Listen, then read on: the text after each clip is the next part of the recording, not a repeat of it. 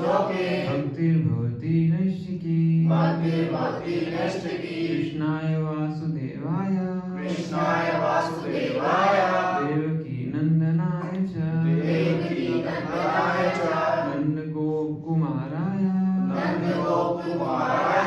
गोविंदाय नमो नमः गोविंदाय नमो नमः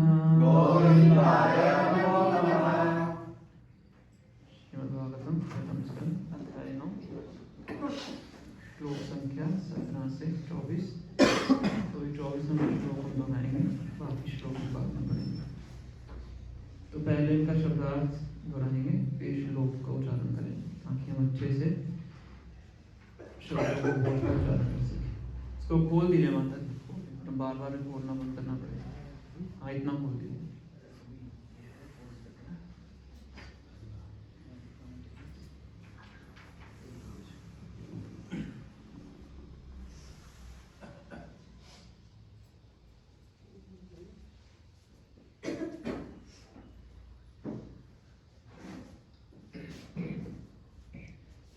तो यहाँ से देखिए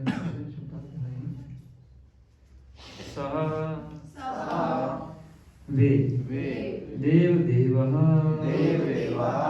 देवताओं के भी देवता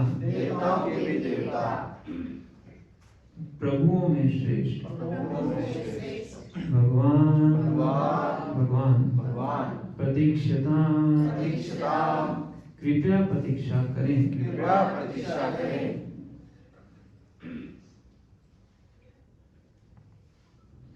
कलेवरम शरीर को यावत जब तक इदम इस हिनोमी त्याग दूं अहम मैं प्रसन्न हंसते हुए अरुण लोचन प्रातःकालीन सूर्य के समान लाल नेत्र सुंदर ढंग से सजाए मुख अम्बुजः कमल के समान उनका मुख ध्यान पथः मेरे ध्यान के मार्ग में चतुर्भुजः चार भुजाओं वाले नारायण भीष्म देव द्वारा आराध्य देव। श्लोकोच्चारण करेंगे। सदेव देवो भगवान प्रतीक्षताम्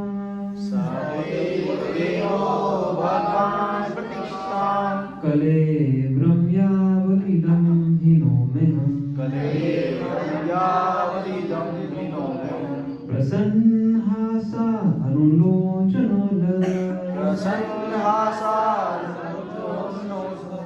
मुखाम्बुजो ध्यानपदा चतुर्भुजा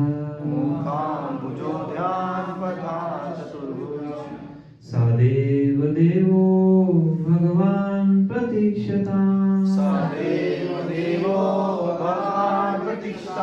कले ब्रह्म्यावलिदं हिनोम्यहम् प्रसन्नहासा अरुणलोचनोल्लसन्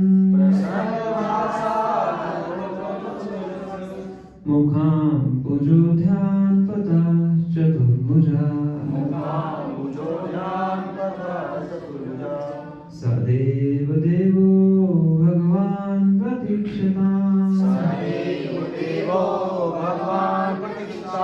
कले ब्रह्म्यावलिदं हिनोम्यहम् प्रसन्नहासा अरुणलोचनोल्लसन्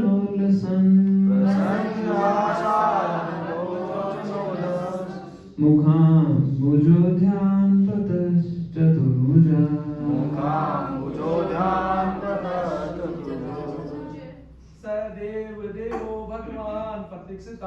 सदेव देवो भगवान प्रतीक्षताम् कलेवरं यावदिदं हिनोम्यहम् प्रसन्नं हासा अरुण लोचनोऽस्य अरुलोचनोलसन् मुखाम्बुजोधान चतुर्भुजा मुखाम्बुजोधान चतुर्भुजा सदेव देवो भगवान प्रतीक्षताम् सदेव देवो भगवान् प्रतीक्षताम् कलेवरं जवतीनं हिनमहम् कलेवरं यावदिनं हिनोम्यहम् प्रसन्नहासारुलोचनोलसन् मुखाम्बुजोधानचतुर्भुजा सदेव देवो भगवान् प्रतीक्षताम् सदेव देवो भगवान् प्रतीक्षताम् कलेवरं यावदिं हिनोम्यहम् प्रसन्नहास अरुलोचनोलस प्रसन्नहासा अरुलोचनोलसन् मुखं भुजोध्यान पथ चतुर्भुजा मुखाम्बुजोधानचतुर्भुजा सदैव देवो भगवान् प्रतीक्षताम् सदैव देवो भगवान् प्रतीक्षताम् कलेवरं याव इदं हिनोमयम् कलेवरं यावदिदं हिनोम्यहम् प्रसन्नहासा प्रसन्नहासा अरुलोचनोलसन् मुखाम्बुजोधानचतुर्भुजा सदैव देवो भगवान् प्रतीक्षताम् सदेव देवो भगवान् प्रतीक्षताम् कलेवरं यावदिदं हिनोमयम् कलेवरं यावदिदं हिनोम्यहम् प्रसन्नहासा अरुणलोचनोलसम् प्रसन्नहासा अरुलोचनोलसन् मुखाम्बुजोध्यानपतश्चतुर्भुजा मुखाम्बुजोधानचतुर्भुजा। अनुवाद एवं तात्पर्य। जय गुरु प्रभुपाद के द्वारा प्रभुपाद की जय। अनुवाद ध्यान से सुनिए। चतुर्भुज रूप, उगते सूर्य की भांति अरुण नेत्रों तथा सुंदर रीति से सजाए मुस्कुराते कमल मुख वाले मेरे भगवान, आप इस क्षण तक यही मेरी प्रतीक्षा करें जब तक मैं अपना यह भौतिक शरीर छोड़ ना दूं। मेरे पीछे दोहराइए। चतुर्भुज रूप, उगते सूर्य की भांति अरुण नेत्रों तथा सुंदर रीति से सजाए मुस्कुराते कमल मुख वाले मेरे भगवान, आप उस क्षण तक यही मेरी प्रतीक्षा करें जब तक मैं अपना यह भौतिक शरीर छोड़ ना दूं।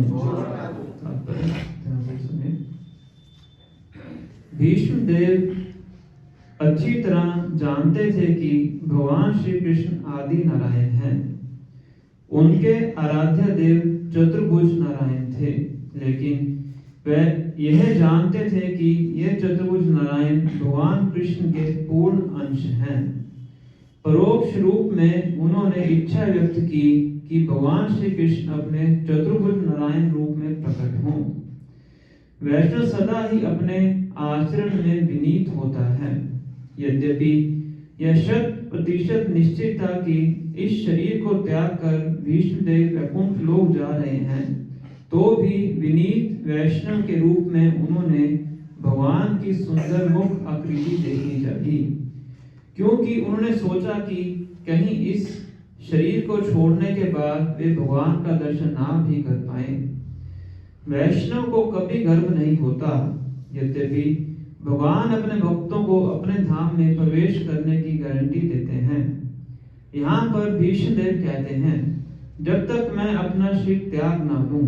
इसका अर्थ यह है कि यह महान सेनापति अपनी इच्छा से शरीर त्याग करेंगे। वे प्रकृति द्वारा बाध्य नहीं हैं। वे इतने शक्तिशाली थे कि वे जब तक चाहते अपने शरीर में बने रह सकते थे। यह वर उन्हें अपने पिता से प्राप्त हुआ था। उनकी इच्छा थी कि भगवान अपने चतुर्भुज नारायण रूप में उनके समक्ष रहें, जिससे वे उनका ध्यान कर सकें और समाधि दशा को प्राप्त हो ले। तब उनका मन भगवान का चिंतन करके पवित्र हो जाए। फिर वे कहीं भी जाएं, उन्हें परवाह नहीं रहेगी। एक शुद्ध भक्त भगवत धाम वापस जाने के लिए कभी भी चिंतित नहीं रहता। वह तो भगवान की इच्छा पर पूर्णतः आश्रित रहता है। यदि भगवान उसे नरक भी भेजना चाहें तो भी वह समान रूप से तुष्ट होता है। शुद्ध भक्त की तो एक ही इच्छा रहती है कि वह सदा भगवान के चरण कमलों का चिंतन करता रहे। भीष्म देव की इतनी ही इच्छा थी कि उनका मन भगवान के चिंतन में लीन रहे और वे इसी तरह चल बसे। शुद्ध भक्त की सर्वोच्च अभिलाषा यही होती है। ओम ज्ञानतिमिरान्धस्य ज्ञानञ्जनशलाकया चक्षुरुन्मिलितं येन तस्मै श्रीगुरुवे नमः। श्रीचैतन्यमनोभीष्टं स्थापितं येन भूतले स्वयं रूपं कदा मह्यं ददाति स्वपदान्तिकं। वन्देऽहं श्रीगुरु श्रीयुतागतं श्रीगुरुवैष्णवांश्च श्रीरूपं साग्रजातं सगण रघुनाथान्वितं तं सजीवं साद्वैतं सावधूतं परिजनसहितं कृष्णचैतन्यदेवं श्रीराधा कृष्णपादान् सगण ललिता श्रीविशाखान्वितांश्च। हे कृष्णा करुणा सिन्धो दीनबन्धो जगत्पते गोपेश गोपिकान्त राधाकान्त नमस्तुते। तप्त कांचन गौरांगी राधे वृंदावनेश्वरी विष्णुभानुसुते देवी प्रणमामि हरिप्रिये। वाञ्छाकल्पतरुभ्यश्च कृपा सिन्धुभ्येव च पतितानां पावनेभ्यो वैष्णवेभ्यो नमो नमः। जय श्री कृष्ण चैतन्य प्रभु नित्यानंद श्री अद्वैत गदाधर श्रीवासादि गौर भक्तवृंद। हरे कृष्णा कृष्णा कृष्णा हरे हरे, हरे राम राम राम हरे हरे। नमो विष्णुपादाय कृष्णपृष्ठाय भूतले श्रीमते भक्तिवेदांत स्वामिनिधि नामिने। नमस्ते सरस्वती देवे गौरवाणी प्रचारिणे निर्विशेष शून्यवादी पाश्चात्य।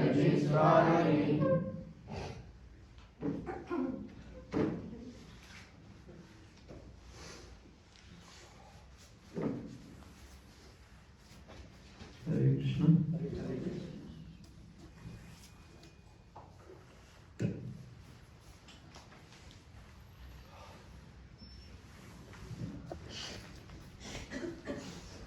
स्वागत है आज की कक्षा में।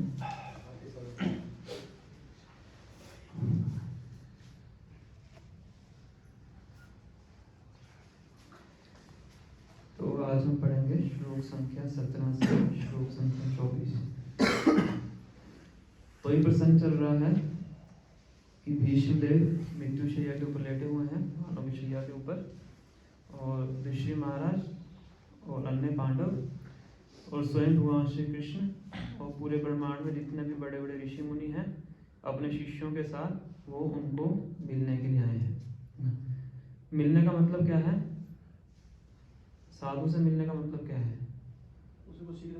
उनसे सुनना शब्द। तो सब सुनने के लिए आए हैं भीष्म देव से।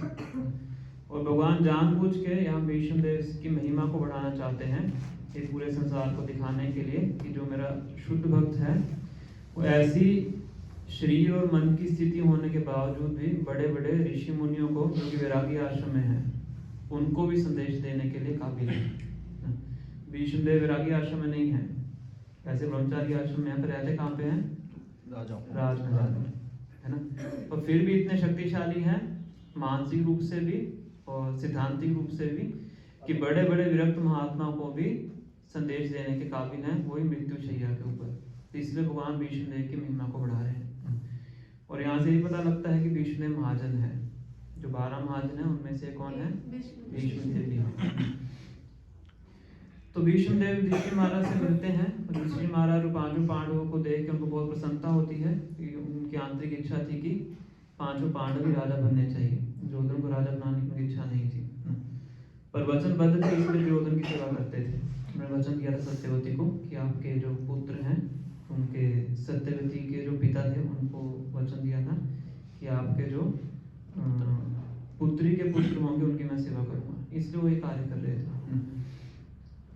और सबसे पहले जो पांडव जिन कष्टों से गुजरते हैं वो उन कष्टों को गिनाते हैं, कुंती महारानी के कष्ट को गिनाते हैं, है ना, और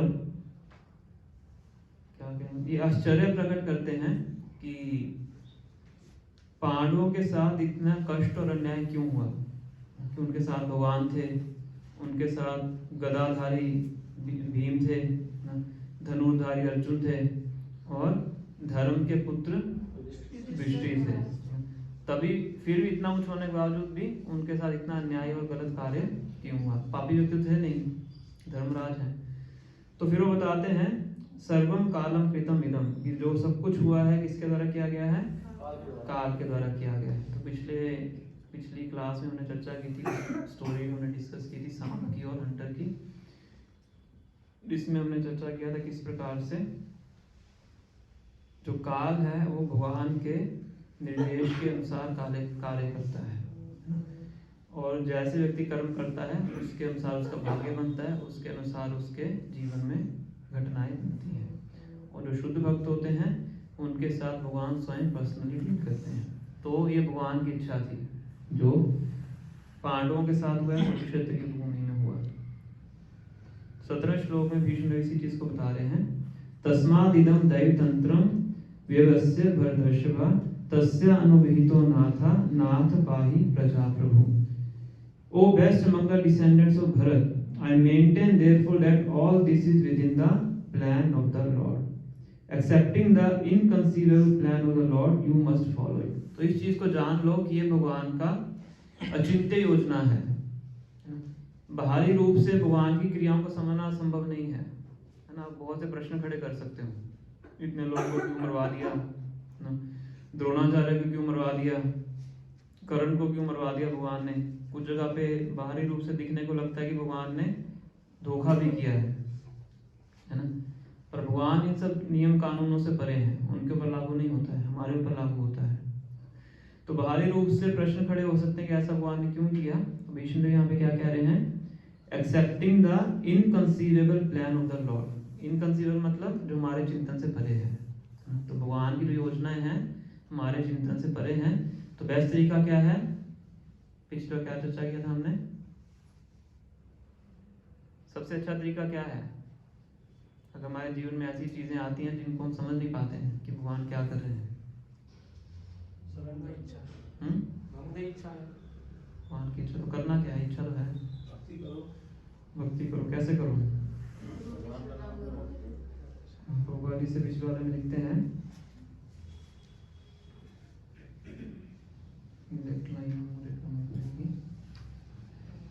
The best policy is simply to abide by the orders of the Lord without any argument.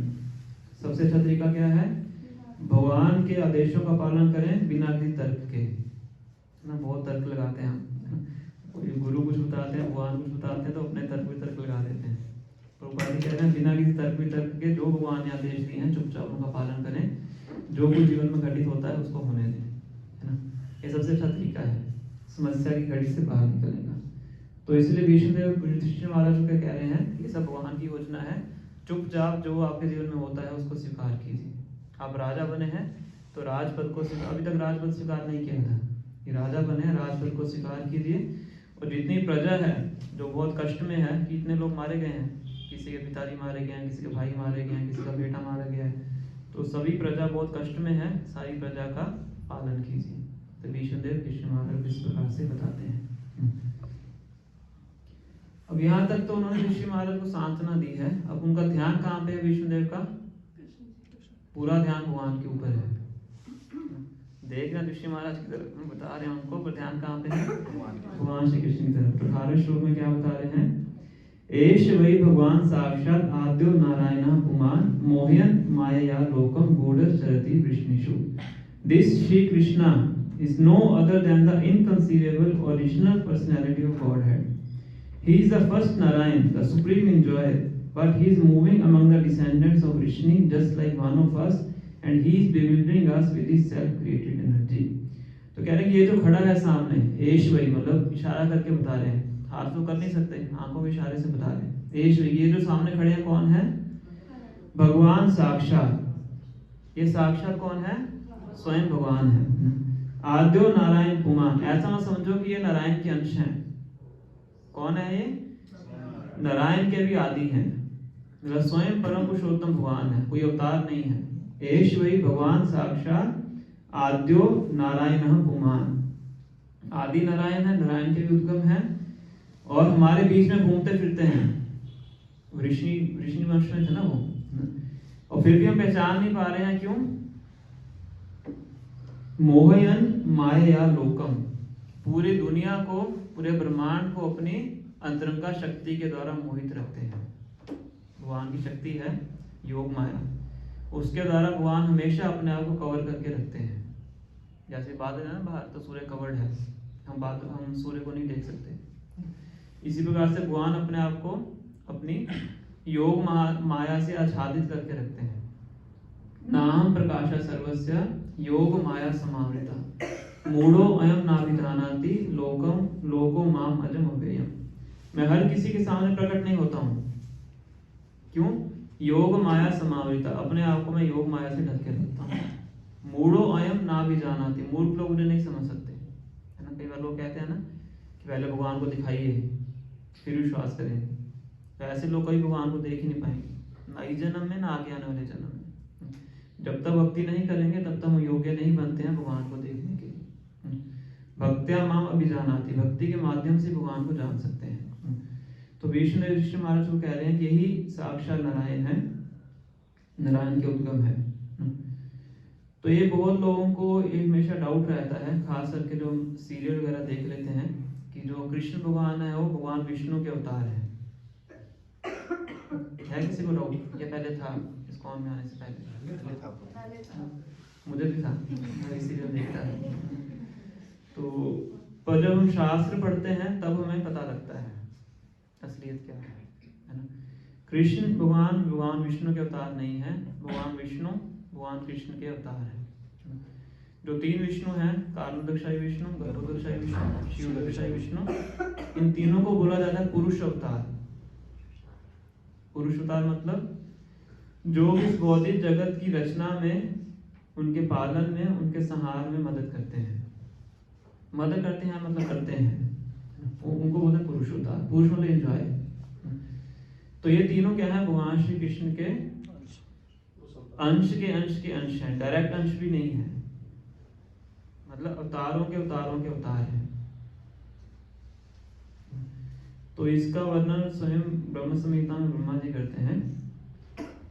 यस्य एकनिशशित कालम अथावलंब्या जीवन्ति लोम विलजा जगदण्डनाथा विष्णुर्महासि हयस्य कला विशेषो गोविंदमादिपुरुषं तमहं भजामि।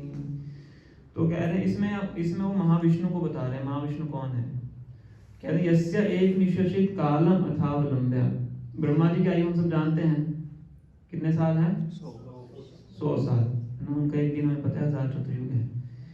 तो यस्य एक निशशित, ब्रह्मा जी के जो 100 साल हैं उतनी अवधि महाविष्णु की एक श्वास की है। एक निशशित मतलब नासिका से जो हवा निकलती है, तो हवा छोड़ते हैं, हवा अंदर लेते हैं, सांस लेते हैं, उसमें ब्रह्मा जी के 100 साल बीतते हैं। यस्य एक निशशित कालम, कालम समय, अथावलंब्या जीवंती, जीवन है किसका? जगदंडनाथा, जगदंडनाथ मतलब ब्रह्मा जी। तो ये उनकी महिमा के एक गुण बताया ब्रह्मा जी ने, और बहुत से गुण है महाविष्णु के। एक गुण बताया है कि उनकी एक सांस में क्या हो जाता है? ब्रह्मा जी के 100 साल बीत जाते हैं। तो ये महाविष्णु कौन है? विष्णु महान स इह यस्य कला विशेषो। ये महान विष्णु भगवान श्री कृष्ण के कला अवतार है। कला अवतार मतलब अंश के अंश के अंश, समझ रहे? विष्णु महान, ऐसे तो महान विष्णु हैं, क्या है कृष्ण भगवान के? अंश के अंश के अंश। तो अगर अंश के अंश के अंश इतने महान हैं कि जिनकी एक श्वास के अंदर ब्रह्मा जी के 100 साल बीत जाते हैं, तो वो व्यक्ति कैसा होगा? ब्रह्मा जी ये बताना चाहते हैं, गोविंदम आदि पुरुषम तमहम भजामि। तो ऐसे जो गोविंद आदि पुरुष हैं उनको मैं प्रणाम करता हूँ। तो ये भगवान श्री कृष्ण और जो विष्णु भगवान है, नारायण है, उनके बीच का संबंध है। तो ये भीष्मदेव यहाँ पे कह रहे हैं, तात्पर्य में श्रील प्रभुपाद पूरा वर्णन करते हैं कि किस प्रकार से भीष्मदेव एक महाजन है और महाजन के माध्यम से हम सही ज्ञान प्राप्त कर सकते हैं, गुरु परंपरा का वर्णन करते हैं। और इसमें ये भी बता रहे हैं कि जो भगवान कृष्ण है पूरे संसार को अपनी जो योग माया है उसके द्वारा मोहित करके रखते हैं। तो इसमें एक बड़ी सुंदर कथा आती है नारद मुनि की, बहुत बार इस कथा का वर्णन किया जाता है, किसी पुराण में कथा होगी, हम कई बार सुनते हैं प्रवचनों के अंदर, कि एक बार नारद मुनि के अंदर ये जिज्ञासा उत्पन्न होती है। कई बार भक्तों के अंदर ऐसा होता है, तो भगवान को कहते हैं कि मुझे अपनी भृंगा शक्ति के दर्शन करवाइए, आपकी जो माया है वो कैसी है। मार्कंडेय ऋषि भी ऐसी एक प्रार्थना करते हैं, 9वें स्कंद में 11वें स्कंद में आता है। तो नारद मुनि भी ऐसा ही भगवान को कहते हैं, थोड़ा सा आपकी माया को देखना चाहता हूँ। शिव जी ने भी एक बार प्रार्थना की थी कि मैं आपका मोहिनी रूप देखना चाहता हूँ। तो भगवान को अपने भक्तों के साथ ऐसे लीलाएं करके अच्छा लगता है। तो भगवान कहते ठीक है, मैं आपको दिखाता हूँ, मेरे लिए पानी का गिलास लेके आइए। नदी से जाइए, क्या लेके आइए? पानी का गिलास, पानी लेके आइए थोड़ा सा। तो नारद मुनि जाते हैं पानी लाने के लिए। पानी लाने के जा रहे होते हैं, रास्ते में उनकी भेंट किसी स्त्री से हो जाती है, तो उससे बड़ा आकर्षित हो जाते हैं। आकर्षित होकर शादी कर लेते हैं, शादी करके बच्चे हो जाते हैं, उनके पालन पोषण में लग जाते हैं, बच्चे बड़े हो जाते हैं, बच्चों की शादी कर देते हैं। यहाँ तक आगे तक बात चली आती है। फिर एक दिन बहुत भारी वो फ्लड आता है, बाढ़ आती है। तो बाढ़ में उनके परिवार के सदस्य मर जाते हैं। तो बहुत रोते हैं नारद मुनि, उस पानी में खुद बह रहे होते हैं, बहते जा रहे हैं, रो रहे हैं, मेरे पत्नी मर गई, मेरे बच्चे मर गए, मेरा वो मर गया। बहते बहते आगे पाँव से टकराते हैं। तो भगवान खड़े होते हैं, क्या नारद मुनि पानी का गिलास कहाँ है? तो नारद मुनि समझ आते हैं कि क्या हो गया मेरे साथ। तो भगवान कहते हैं कि ये भगवान की माया है। इस प्रकार से व्यक्ति को सब कुछ भुला देते हैं कि उसकी स्थिति क्या है। जब कोई जीवात्मा आध्यात्मिक जगत से भौतिक जगत में आती है तो 5 प्रकार की अज्ञानता से उसको कवर कर दिया जाता है, ब्रह्मा जी कवर करते हैं। उसमें सबसे पहली अज्ञानता है कि वो व्यक्ति इस चीज को भूल जाता है कि वो आत्मा है। क्या समझता है वो? मैं शरीर हूँ, सबसे पहली अज्ञानता है। इसके बाद ही बाकी सब चीजें अपने आप शुरू होती हैं। क्या क्या बाकी में देखना पड़ेगा। एक है तामिश्र, एक है अंधतामिश्र, एक है मोह, एक है महामोह। इस तरह से 5 बताते हैं, ब्रह्मा जी बताते हैं। उससे सबसे पहला यह है कि वो भूल जाता है कि वो शरीर है, मतलब वो आत्मा है, अपने आप को शरीर मानने लगता है। फिर शरीर से संबंधित जो भी चीजें हैं, वस्तु हैं, प्राणी हैं, उनको अपना मानने लग जाता है। जनस्य मोहोयम अहम ममीति, मैं और मेरा ये जो भावना है माया की अभिव्यक्ति है। क्योंकि अल्टीमेटली मैं और मेरा कुछ नहीं है, हम क्या हैं? जीवात्मा है और सब कुछ भगवान का है। तो इस प्रकार से भीष्मदेव कह रहे हैं कि पूरे जगत को वो अपनी इस माया शक्ति के द्वारा मोहित करके रखते हैं। इसलिए हमारे बीच में है और फिर भी उनको पहचान नहीं पा रहे हैं। कुरुक्षेत्र युद्ध में भगवान सामने खड़े हुए थे पर हर कोई पहचान नहीं पा रहा था कि भगवान है। इस प्रकार से वर्णन किया जाता है। फिर आगे बताते हैं कि जिस व्यक्ति को अज्ञानता से तुम अपना क्या कहेंगे उसको, मैटरनल कजन, चचेरा भाई, उनके चचेरे भाई थे ना, मामा के बेटे, मैटरनल कजन लिखा हुआ है कि जिसको तुम अज्ञानतावश अपना भाई समझ रहे हैं, अपना मित्र समझ रहे हैं, अपना शुभ चिंतक समझ रहे हैं, अपना गाइड काउंसलर लिखा हुआ है यहाँ पे, वो समझ रहे हैं, अपना दूत समझ रहे हैं, भलाई करने वाला समझ रहे हैं, वो व्यक्ति क्या है? स्वयं परम पुरुषोत्तम भगवान है। इन सभी रूपों में भगवान पांडवों की सेवा करते थे। भगवान को अपने भक्तों की सेवा करना बहुत अच्छा लगता है, भगवान का चरित्र है। तो अब देखिए किस किस रूप में उन्होंने पांडवों की सेवा की है। भाई के रूप में, मित्र के रूप में। मित्र किन के थे? अर्जुन के थे। कृष्ण सखा, ये अर्जुन का नाम है। उनके शुभ चिंतक, काउंसलर ना, जब ये वनवास के अंदर होते हैं तो भगवान द्वारका से आते थे उनको जंगल में मिलने के लिए, उनको पूरा गाइड करते थे किन किन ऋषियों के पास जाकर उनकी शरण ग्रहण करो, आपको क्या करना चाहिए, कौन से हथियार आपको प्राप्त करने चाहिए, सब भगवान बताते थे। मैसेंजर, उनके दूत बन के जाते हैं दुर्योधन के पास, है ना, उनके संदेश को लेके जाते हैं कि अब इन्होंने 12 साल वनवास में पूरे कर लिए, अब इनको इनका राज्य प्रदान करो, है ना। तो दूत की जो सेवा होती है बहुत एक तरह से ज़्यादा हाई क्लास नहीं होती है। ड्राइवर, आप सोच लीजिए कैसा होता है ड्राइवर, ड्राइवर को हम किस दृष्टि से देखते हैं, तो भगवान ड्राइवर भी बने उनके अर्जुन के। तो इस तरीके से भगवान अलग अलग रूपों में पांडवों की सेवा करते थे। और अर्जुन भी जब कुरुक्षेत्र की भूमि में थे, 11वें अध्याय में आता है, जब भगवान के विराट रूप को देखते हैं तो अर्जुन इस चीज को याद करते हैं कि हमने भगवान से किस किस तरीके से सेवा ली है। और जब ये सोचते हैं उनको डर लगता है कि सामने क्या देख रहे हैं, भगवान का काल रूप देख रहे हैं ना। भीष्म देव भगवान के दांतों के अंदर जा रहे हैं, पूरा चक्की की तरह पिस रहे हैं, मुंह से खून गिर रहा है, और ऐसे व्यक्ति को मैंने अपना सारथी बना दिया उस टाइम पर अर्जुन को याद आता है, मैं तो आपका इतने लोगों के सामने मजाक उड़ा देता था।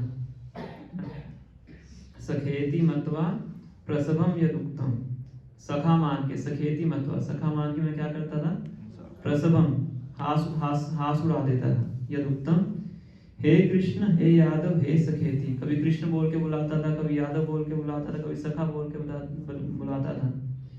अजानता महिमानम तवेतम मया प्रमादात परेण वापि, मैं आपकी महिमा को नहीं जानता था, अजानता, अब देखा है आपकी महिमा को, पहले नहीं जानता था ना। मया प्रमादात, मैंने बहुत बड़ा पागलपन कर दिया है, प्रणेन वापि तद क्षाम, इसलिए मुझे क्षमा कर दीजिए, उनको तब याद आता है।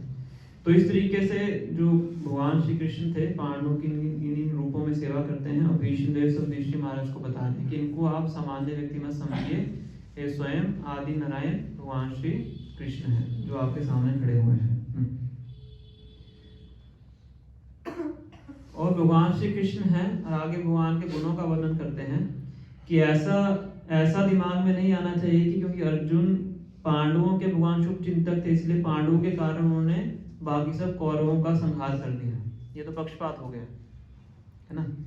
पक्षपात करते हैं कि नहीं हम, हमारा कोई जाति का व्यक्ति है, हमारे कुल का व्यक्ति है, तो उसके पास हमारा स्वाभाविक रूप से पक्षपात होता है।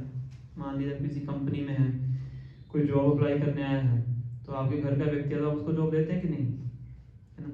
तो कोई ये सोच सकता है कि क्योंकि पांडवों से भगवान श्री कृष्ण का संबंध था इसलिए पांडवों को बचा लिया, बाकी सबको मरवा दिया। तो इस चीज को क्लियर कर रहे हैं भीष्म देव। Being the absolute personality of Godhead, He is present in everyone's heart. He is equally kind to everyone. He is free from false ego of differentiation. बहुत अच्छे वर्ड्स हैं। He is equally kind to everyone. वो सबके लिए समान रूप से दयालु हैं। He is free from false ego of differentiation. False ego बोलते हैं मिथ्या अहंकार। मिथ्या अहंकार मतलब, मिथ्या अहंकार क्या है? मैं शरीर हूँ, और सही बताया इन्होंने, शरीर से जुड़े लोग, शरीर से जुड़े लोग मेरे हैं, और मैं धनवान हूँ, और बताइए। मैं इंजॉयर हूँ, कंट्रोलर हूँ, और मैं भारतीय हूँ मैं रेवाड़ी का रहने वाला हूँ, मैं यादव हूँ, ये मेरा घर है, मैं बनिया हूँ। ये सब क्या है? ये सब फॉल्स ईगो है। फॉल्स ईगो आने से क्या होता है? डिफरेंशिएशन। डिफरेंशिएशन मतलब भेदभाव। ये सबसे बड़ी बीमारी है। मन, बुद्धि, अहंकार, ये तीन चीजें हैं जो ये सूक्ष्म शरीर है। जब तक ये सूक्ष्म शरीर हमारे पास है हम भगवान के धाम में प्रवेश नहीं कर सकते हैं। जब कोई जीवात्मा भगवान के धाम में जाती है उसका सूक्ष्म शरीर खत्म हो जाता है, फिर भगवान के धाम में प्रवेश करती है। जब तक मिथ्या अहंकार है तब तक भगवान के धाम में एंट्री नहीं है, क्योंकि अज्ञानता है। मिथ्या अहंकार से क्या आता है? भेदभाव आता है। पर भगवान के अंदर मिथ्या अहंकार नहीं है, इसलिए उनके अंदर भेदभाव भी नहीं है। भगवान भेदभाव नहीं करते हैं, है ना। सभी जीवात्माओं के हृदय में एक समान से है। परमात्मा एक मनुष्य के हृदय में भी है, एक मल के अंदर कीड़ा रेंगता है जिसको बहुत घृणित दृष्टि से देखते हैं, उसके हृदय के अंदर भी भगवान परमात्मा के रूप में है। दोनों के लिए एक समान है और सबके लिए नियम कानून सेम है। समझ रहे हैं? सबके लिए नियम कानून क्या है? सेम है। पाप करेंगे तो गलत फल प्राप्त होगा, पुण्य करेंगे तो सही फल प्राप्त होगा। सबके लिए भगवान एक समान है, किसी के साथ कोई भी भेदभाव नहीं है। पर भगवान कहते हैं भगवद गीता के अंदर, इससे अगले श्लोक में भी भीष्म देव बता रहे हैं, समो अहम सर्वभूतेषु नामे द्वेष्यो अस्ति न प्रिय। मैं सभी जीवात्माओं के लिए एक समान हूँ। समो एक समान हूँ, अहम सर्वभूतेषु सभी जीवात्माओं के लिए, नामे द्वेष्यो अस्ति न प्रिय, ना ही मुझे कोई प्रिय है, ना ही मैं किसी से द्वेष करता हूँ। समझ रहे हैं? तो ये भगवान बता रहे हैं किस रूप में? परमात्मा के रूप में। परमात्मा न्यूट्रल है, आपके हृदय में बैठे हुए हैं, चुपचाप देखते रहते हैं कि क्या कर रहा है। उदाहरण देते हैं ना कि एक पेड़ के ऊपर दो पक्षी बैठे हुए हैं, एक पक्षी फल खा रहा है, कोई मीठा फल खाता है, कोई फल खाता है, और दूसरा पक्षी बैठ के देख रहा है। कुछ नहीं करते हैं, बैठ के देखते रहते हैं क्या कर रहा है। जो कार्य करता है उसका नतीजा प्राप्त होता है। ये परमात्मा है। समो अहम सर्वभूतेषु नामे द्वेषो अस्ति न प्रिया ये भजन्ति तु माम भक्त्या। पर तू मतलब पर, जो मेरी भक्ति करता है, मयिते तेषु च अपि हम, वो मेरे अंदर है और मैं उसके अंदर हूँ। मतलब मेरा और उसका क्या है? घनिष्ठ संबंध है, वो फिर अलग है। समझे? जैसे कोई हाई कोर्ट का जज है, वो जब अपनी कुर्सी पे बैठता है तो सबके लिए एक समान है। आइडियली मान के चले, एक उदाहरण के लिए सबके लिए एक समान है, चाहे उसके सामने कोई क्रिमिनल आए, चाहे कोई भी आए, कानून के अनुसार उसको सजा सुनाएगा, रिवॉर्ड देगा। पर जब अपने घर में जाएगा तो क्या करेगा? अपने बच्चे को गोद में उठाएगा। समझ रहे? जब ड्यूटी पे है तो एक समान है। परमात्मा के हैं ड्यूटी पे हैं। जो भगवान विष्णु है उनका समझ सकते हैं कृष्णा ऑन ड्यूटी, भगवान अपने ऑफिस में है। पर भगवान का घर कौन सा है? गोलोक वृंदावन। तो वहां पे भगवान अपने घर में है। तो जो भगवान श्री कृष्ण की भक्ति करता है, उनका जो भक्त बन जाता है, तो वो क्या है? भगवान के एक तरह से उसका संबंध भगवान के बेटे वाला है। ये भजन्ति तु माम भक्त्या मयिते तेषु च अपि हम, तो वो मुझ में है, मैं उसमें हूँ, तो उसके साथ उसका घनिष्ठ संबंध है भगवान। इसलिए जब भगवान की भक्ति करते हैं तब उसका जो डायरेक्ट टेक केयर होता है भगवान श्री कृष्ण के संरक्षण में होता है, दुर्गा देवी के संरक्षण में नहीं होता। तो यही चीज आगे विष्णु बता रहे हैं, श्लोक नंबर 22, जिनके पास बुक है तो आप देख सकते हैं। तथापि एकांत भक्तेषु पश्य भूपनुकंपितम यन्मे असुंश त्यजता साक्षात कृष्णो दर्शनम आगता। येट, तथापि मतलब फिर भी, एकांत भक्तेषु, despite his being equally kind to everyone, हालांकि वो सबके लिए एक समान दयालु है, अनुकंपितम, अपनी विशेष अनुकंपा के कारण वो मेरे सामने आए हैं जब मैं अपने शरीर का परित्याग करने वाला हूँ। भीष्म देव अपने भगवान की कृपा को याद कर रहे हैं कि हालांकि भगवान सबके लिए एक समान है, पर फिर भी जब मैं शरीर छोड़ने वाला हूँ मेरे सामने आए हैं। हर किसी के सामने नहीं आते हैं, शरीर छोड़ने के लिए भगवान हर किसी के सामने नहीं आते हैं। भगवान भगवत बताते हैं मृत्यु सर्वहरश्चाहम, मृत्यु के समय में क्या करता हूँ? सब कुछ छीन लेता हूँ। सर्वहरश्चाहम, 1 रुपया भी आप बचा के नहीं रख सकते हैं। मृत्यु के समय भगवान कह रहे हैं मैं सब कुछ छीन लेता हूँ। पर भीष्म यहाँ पे क्या कह रहे हैं कि भगवान इतने दयालु हैं, मैं शरीर छोड़ने वाला हूँ, मेरे सामने प्रकट हुए हैं मुझे अपने दर्शन देने के। इसके तात्पर्य ऊपर लिख रहे हैं, having unflinching faith in Supreme Lord as one's protector is the natural condition of eternal life। कि एक ये व्यक्ति का भगवान के साथ शाश्वत संबंध है। तो इस प्रकार से विष्णु भगवान की स्तुति कर रहे हैं। श्लोक नंबर 23, इससे एक बार हिंदी में अनुवाद पढ़ेंगे श्लोक नंबर 23 का। वे पुरुषोत्तम भगवान जो एकाग्र भक्ति का चिंतन से एवं पवित्र नाम की कीर्तन से भक्तों के मन में प्रकट होते हैं, वे उन भक्तों को उनके द्वारा भौतिक शरीर को छोड़ते समय काम कर्मों के बंधन से मुक्त कर देते हैं। The Supreme Personality of Godhead who appears in the mind of the devotee by attentive devotion and meditation and by chanting the holy name. तीन चीजें बता रहे हैं यहाँ पे कि भगवान अपने भक्त के मन में कैसे प्रकट होते हैं। कई लोग ये प्रश्न पूछते हैं ना, भगवान मन में कैसे आएंगे? कि भगवान बताया था कि तीन जगहों से टेढ़े हैं। जो टेढ़ा व्यक्ति होता है वो सही जगह से अंदर घुस नहीं सकता है ना। कहते हैं हमारी राधा रानी सीधी है, कृष्ण टेढ़े हैं, तो इसलिए राधा रानी को पकड़ो, कृष्ण को नहीं पकड़ सकते हैं। तो भगवान टेढ़े हैं, तो भगवान को मन में कैसे डाल सकते हैं? ये तीन चीजें बता रहे हैं। फर्स्ट है अटेंटिव डिवोशन, सेकंड है मेडिटेशन, तीसरा है chanting of the holy names. भगवान के नामों का जप करना, ध्यान लगाना और सावधानी से भक्ति में सेवा करना। सेवा कैसे करनी है? सावधानी से, है ना। जब सावधानी से सेवा करते हैं तब भगवान का जो ध्यान है उसको आकृष्ट करते हैं। भक्तिदान महाराज कहते थे, गोपाल गुरु महाराज कहते थे, भगवान को देखने का प्रयास मत करो।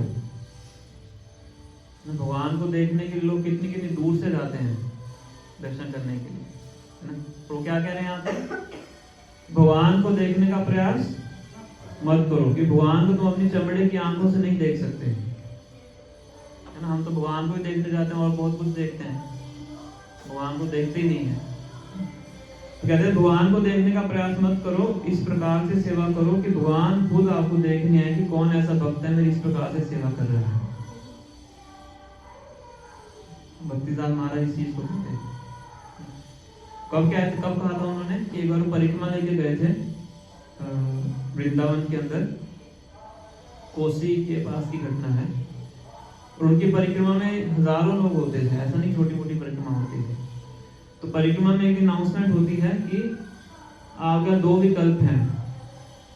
एक विकल्प है कि भक्तिदान मतलब गुरु महाराज उनके कहते थे कि गुरु महाराज आज प्रवचन देंगे, सुबह 8 बजे शुरू करेंगे और उनका प्रवचन 6 घंटे चलता है। तो एक ऑप्शन है कि आप प्रवचन अटेंड कीजिए, और दूसरा ऑप्शन है कि यहाँ पास में शेषशाही विष्णु का मंदिर है, तो जो प्रवचन अटेंड नहीं करना चाहते वो दर्शन करने जा सकते हैं, तो फिर वो प्रवचन नहीं सुन पाएंगे। तो दोनों में से एक ऑप्शन आपको चूज करना है। तो 98% 99% जो भक्त कहाँ से ले गए? वो दर्शन करने चले गए, क्योंकि भक्तिदान महाराज भी चाहते थे कि मैं उन्हीं के सामने बोलूं तो सुनना चाहते हैं। हर किसी को उनको सुनाना अच्छा नहीं लगता है। मुश्किल से 15-20 जो भक्त वो बैठते हैं, और उनमें से प्रभुपाद जी होते हैं, और पूरे 6 घंटे प्रभुपाद जी बैठ के सुनते हैं। और बाद में मुंबई में उनके जो गुरु भाई थे, प्रभुपाद जी गुरु भाई, भक्तिदान महाराज को प्रभुपाद जी की दीक्षा के लिए रिकमेंडेशन करते हैं कि अबे बाबू 10 साल बाद, लगभग 10 साल बाद, 1922 से पहली बार मिलते हैं। फिर आई थिंक 1930 या ऐसे कुछ के आसपास की कोसी घटना है कि 33 में दीक्षा होती है, 33 में होती है। तो जब उनको रेकमेंड करते हैं तो भक्तिदान महाराज पहचान जाते हैं, कहते हैं आपको रेकमेंडेशन करने की आवश्यकता नहीं, इसको मैं पहले ही नोट कर चुका हूँ। ही लाइक्स टू हियर, इसको सुनना पसंद है, और एक दिन जब ये प्रवचन देगा पूरा विश्व इसकी बात सुनेगा। ये भक्तिदान महाराज ने पहले ही इसमें विश्वास को किया था। One day he will do everything alone। एक दिन ऐसा आएगा जब सब कार्य खुद अकेला करेगा। गुरु महाराज से गुरु को शिष्य के बारे में पता होता है। तो इसको बोलते हैं अटेंशन, है ना। इस प्रकार से भक्त को सेवा करनी चाहिए कि स्वयं भगवान उसको देखने आए कि कौन मेरी इस प्रकार से सेवा कर रहा है। इसको बोलते हैं attentive devotion, first point. Second है मेडिटेशन, और थर्ड है chanting of the holy names. इन तीन चीजों से हम भगवान को अपने मन के अंदर रख सकते हैं। और वर्ष नंबर 24 जो आज का श्लोक हमने पढ़ा है, अब इस श्लोक में भीष्म भगवान से प्रार्थना कर रहे हैं कि जो भगवान चतुर्भुज हैं, जिनका मुख कमल है, वो मृत्यु के समय मेरे सामने प्रकट हो। तो इसमें प्रभुपाद जी तात्पर्य वर्णन कर रहे हैं के श्लोक से पता लगता है कि जो भीष्म देव थे उनके जो आराध्य देव थे कौन थे? चतुर्भुज नारायण। उनको पता था कि जो नारायण है भगवान श्री कृष्ण के अवतार हैं, अंश के अंश हैं। फिर भी उनका जो आकर्षण था किनके प्रति था? चतुर्भुज नारायण के प्रति। क्योंकि आध्यात्मिक जगत में कुछ ऊंचा नीचा नहीं होता है कि हम तो कृष्ण के भक्त हैं, हम श्रेष्ठ हैं, हम तो नारायण के भक्त हैं, हम निकृष्ट हैं। आध्यात्मिक जगत में ऐसा नहीं होता है। आध्यात्मिक जगत में क्या होता है? जो जिस स्थिति में है उसी स्थिति में पूर्ण संतुष्ट रहता है। ऐसा नहीं कि जो वैकुंठ में है उनकी इच्छा है कि हम अपना प्लेसमेंट ऊपर बुला के बोलो वृंदावन में जाएं, वहीं पे संतुष्ट है। जब गोप कुमार की कथा आती है, बृहद भागवत में एक ग्रंथ है, तो गोप कुमार का ऐसी कथा आती है कि वो एक एक करके ऊपर जाते हैं, step by step.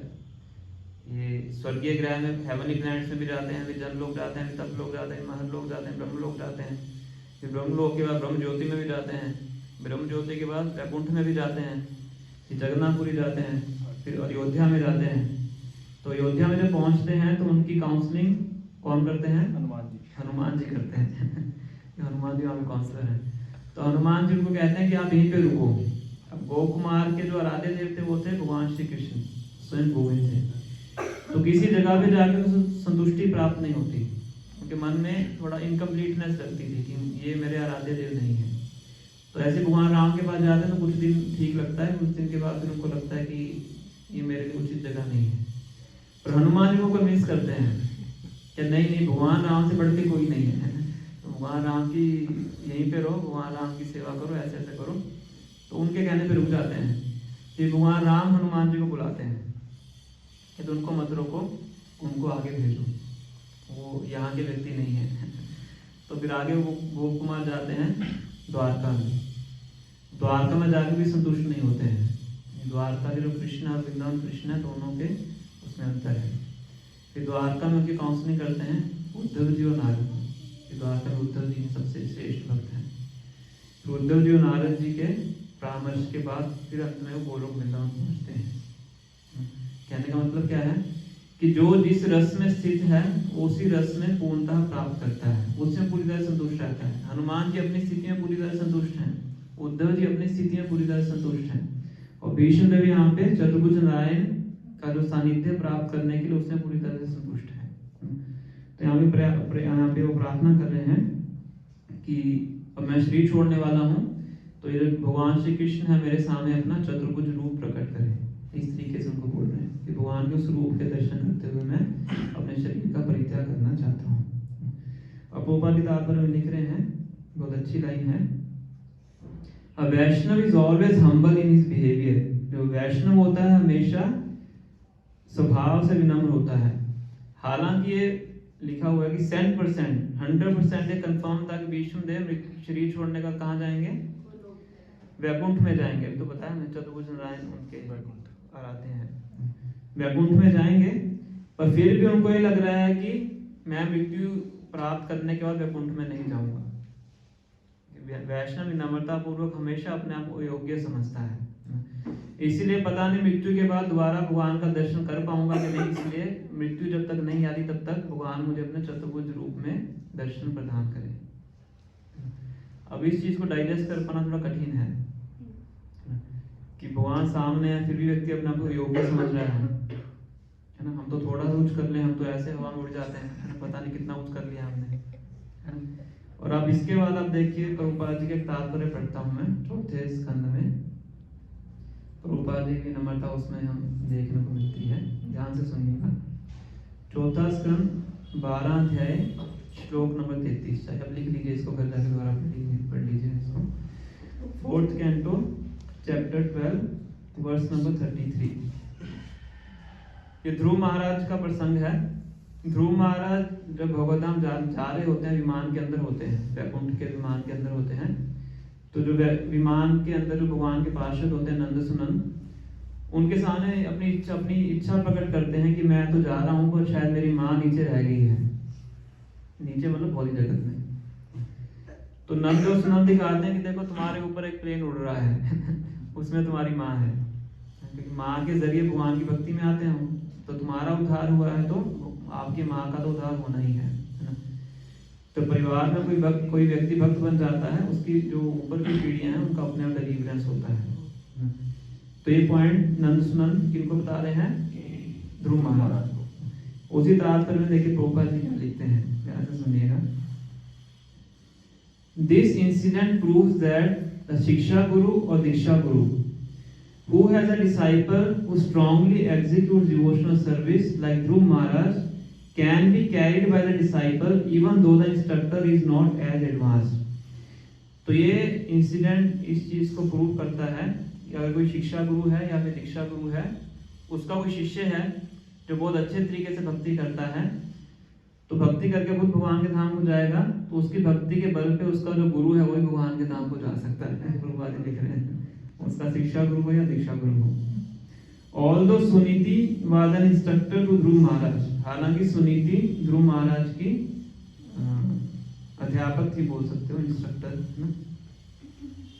She could not go to the forest, वो जंगल में नहीं जा सकती थी क्योंकि वो एक स्त्री थी, और ना ही ध्रुव महाराज की तरह तपस्याएं कर सकती थी, स्त्री के शरीर में थी। फिर भी ध्रुव महाराज अपनी माता को अपने साथ भगवत ले जाने में सक्षम हुए। इसी प्रकार से प्रहलाद महाराज ने अपने जो नास्तिक पिता हिरण्यकश्यप उनका उद्धार किया।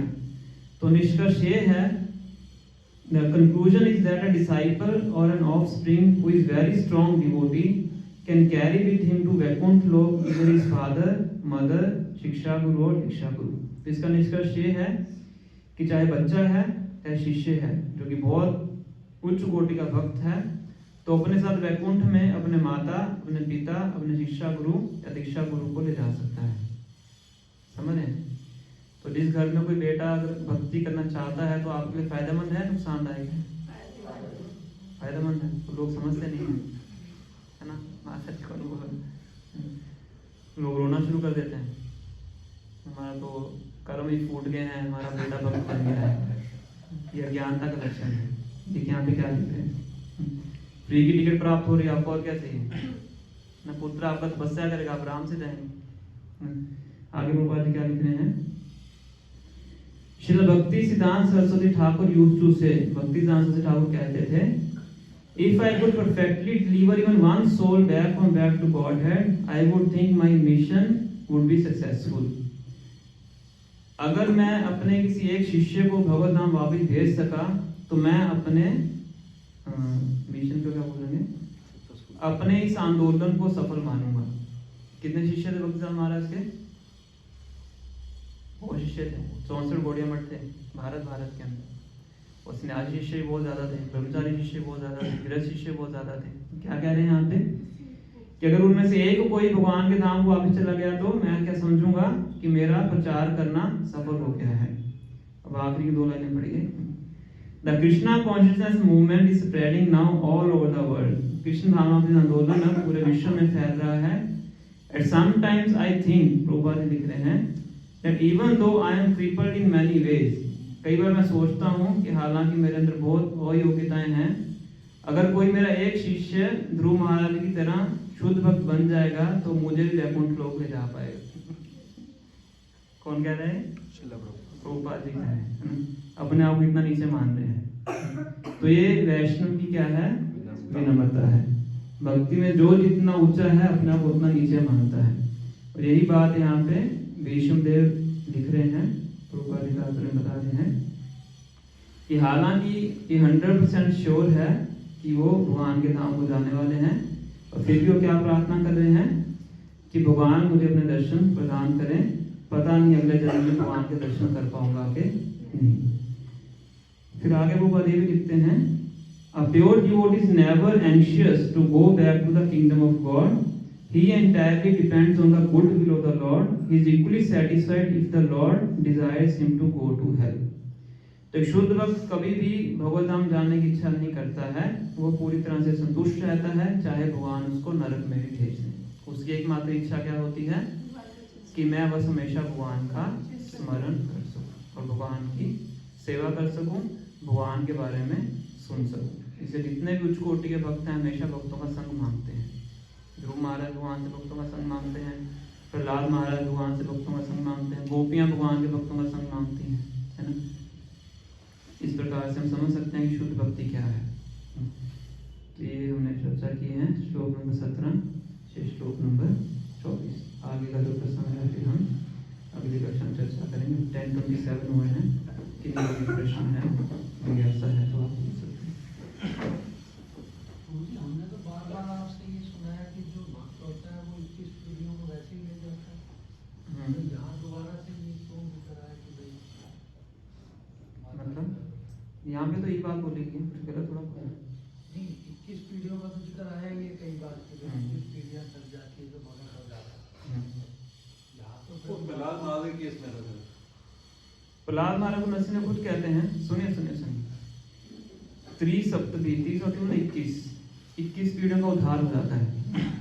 उद्धार होने का बहुत सा मतलब हो सकता है, मतलब उनको भगवान की भक्ति करने का मौका मिलता है, उनको भगवान के भक्तों का संग मिलता है।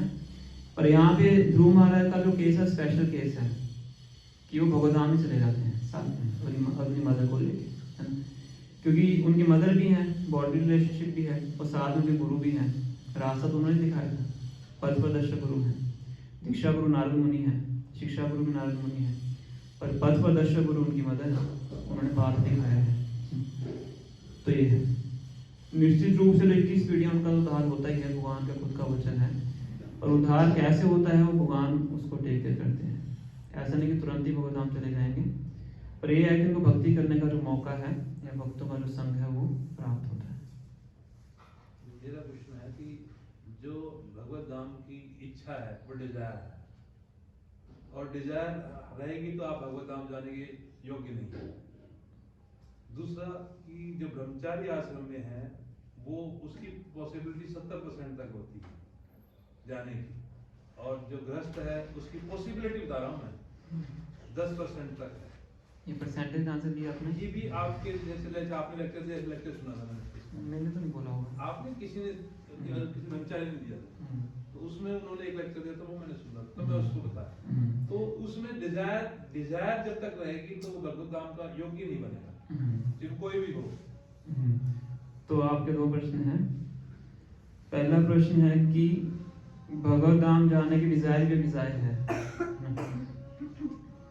तो ये अच्छी डिजायर है, क्योंकि डिजायर को कभी खत्म नहीं कर सकते, इच्छा को कभी खत्म नहीं किया जा सकता है।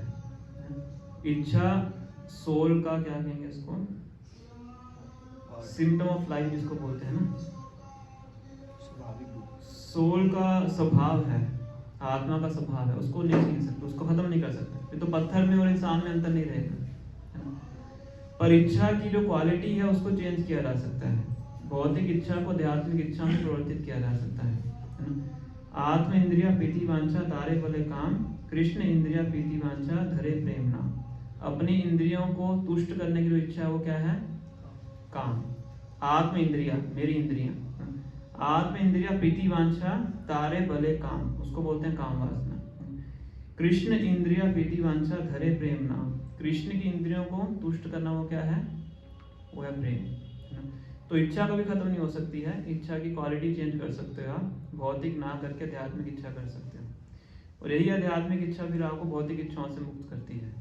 तो भगवधाम जाने की इच्छा कोई गलत इच्छा नहीं है, तो सर्वोत्तम इच्छा है और ये इच्छा करनी भी चाहिए। पर यहाँ पे शुद्ध भक्त के मूड का वर्णन किया गया है। जो शुद्ध भक्त का मूड स्वभाव, जो मूड होता है उसका मूड केवल भगवधाम जाना नहीं होता है, उसका जो मेन मूड होता है कि मुझे भगवान की सेवा करनी है। वो भगवधाम में रह के भी कर सकता है, वो भौतिक जगत में रह के भी कर सकता है। ये सबसे टॉप मोस्ट क्या कहेंगे मूड है ना, क्योंकि भगवान के धाम में जाके भी हो सकता है कोई भगवान की सेवा ना करना चाहे। इसलिए जो 5 प्रकार की मुक्ति बताई जाती है, सायुज्य, सामीप्य, सालोक्य, साष्टी और एक और है मुझे याद नहीं आ रहा है, सारूप्य। भगवान के रूप जैसा रूप होना, भगवान के लोक में जाके निवास करना, भगवान के ऐश्वर्य जितना ऐश्वर्य होना, या भगवान के समीप रहना, भगवान का सर्वेंट, या ब्रह्म ज्योति में लीन हो जाना। ये 5 प्रकार की मुक्तियां हैं। तो भगवान उद्धव जी को बताते हैं 11वें स्कंद में कि मेरा शुद्ध भक्त क्या कहता है, दियमानम न गिरनन्ति विना मद सेवनम जन। अगर मेरे शुद्ध भक्त को पांचों मुक्तियां दी जाएं तब भी लेता नहीं है, अगर इन मुक्तियों के अंदर मेरी सेवा करने की अपॉर्चुनिटी नहीं है। दिया मानव न गृहणंति, देने पे भी ग्रहण नहीं करता है। बिना मद सेवनम जनम, अगर उसके अंदर मेरी सेवा नहीं है, अगर शुद्ध भक्त को बोला जाए कि आप गोलोक वृंदावन चले जाइए पर आपको वहां कृष्ण की सेवा नहीं मिलेगी तो गोलोक वृंदावन नहीं जाएगा। समझाने के लिए बता रहा हूँ आपको। अगर उसको बोला जाए कि आपको भौतिक जगत में रहना है और यहाँ पे रह के भगवान की सेवा करनी है तो भौतिक जगत में रहेगा। तो ये भक्त का मूड होता है ना, इच्छा उसकी इच्छा होती है। पर भगवत धाम जाना कोई गलत इच्छा नहीं है, ये भी उसकी इच्छाओं में से एक इच्छा ये भी होती है भगवान के धाम को जाना है, ऐसा नहीं कि नहीं जाना है। और उससे ऊपर क्या होता है, भगवान को प्रसन्न करने की इच्छा। कई बार हम भगवान की उपस्थिति को भी एंजॉय करना चाहते हैं, ये भी एक डिजायर होता है। पर इससे उच्च क्या है कि भगवान को एंजॉयमेंट देना, ये इससे उच्च है। भगवान के साथ रहना भी अच्छी इच्छा है, अच्छी इच्छा है, पर इससे उच्चतम क्या है कि भगवान को आनंद देने के लिए अपने खुद के कंफर्ट को भी त्याग कर दिया, दैट इज हाई। ये आपका पहला प्रश्न था। दूसरा प्रश्न जो आपने बताया है कि 75% ब्रह्मचारी आश्रम में वो है 75, कई जगह 75 सुनते हैं, कई जगह 70 सुनते हैं, और गृहस्थ आश्रम में 25% सुनते हैं।